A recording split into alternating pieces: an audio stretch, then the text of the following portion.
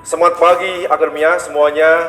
Kita berjumpa lagi untuk course Indonesia Digital Nation. Pada tahap lecture hari ini saya akan mengupas tentang apa itu ekonomi digital. Nah, kalau sebelumnya kita sudah tahu bagaimana Indonesia melakukan transformasi digital menjadi sebuah negara yang betul-betul terkonsep dan terplanning serta terdesain untuk menjadi negara digital dengan ekonomi digital terbesar di Southeast Asia. Nah, saat ini kita akan membahas bersama-sama apakah ekonomi digital itu. Kenapa ekonomi digital itu menjadi satu tulang punggung baru untuk setiap negara ke depannya. Nah, kita akan lihat ekonomi digital itu dikembangkan oleh salah satu profesor dari Kanada tahun 1994. Waktu itu lewat penemuan pertama internet ekonomi yang mengubah semua pola pikir ekonomi tradisional menjadi ekonomi digital.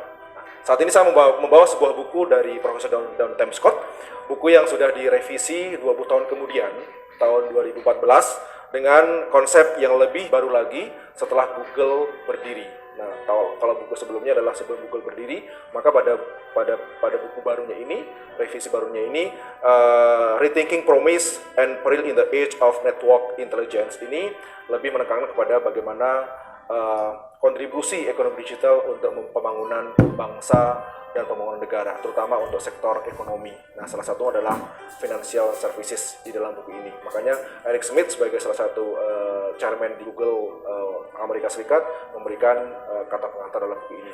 Nah, sebagai satu referensi kita pada saat ini, dan kita perlu tahu juga versi Indonesianya.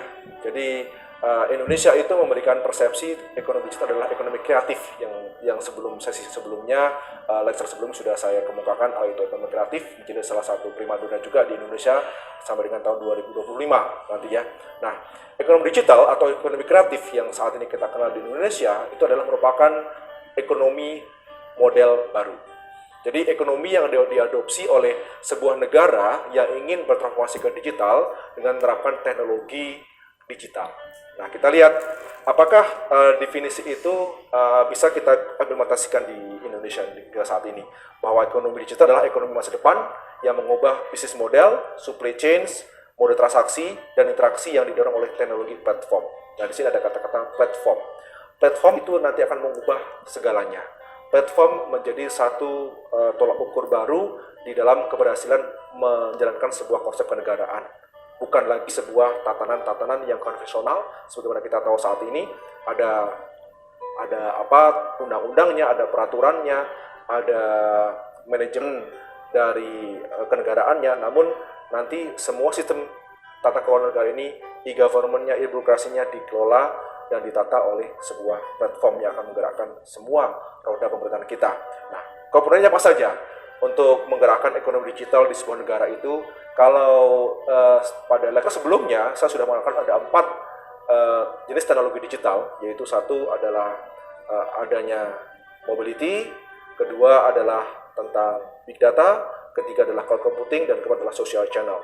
Nah, di dalam konsep ekonomi digital tidaklah cukup 4 teknologi digital ini, namun harus ditambah 3 hal lagi, yaitu adalah Internet of Things (IoT), kedua adalah machine learning, ya, dan yang ketiga adalah artificial intelligence. Jadi ada 7, ya, kalau tadi ada 4, sekarang ditambah 3 lagi, ada 7.